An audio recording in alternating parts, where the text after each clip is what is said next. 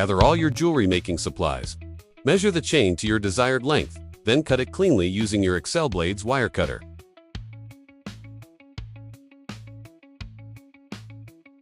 Choose your charms and rings.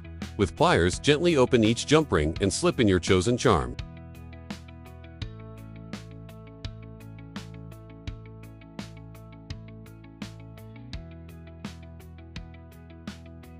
Attach each charm to the main chain, spacing them out as you like.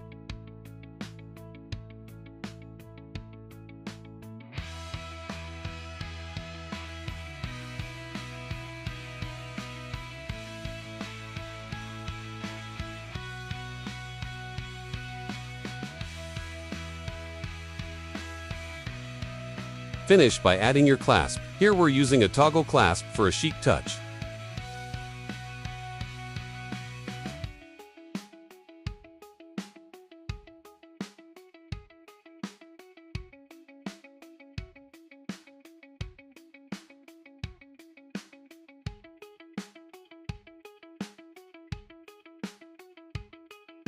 And just like that, you've made a quick and cute DIY charm necklace.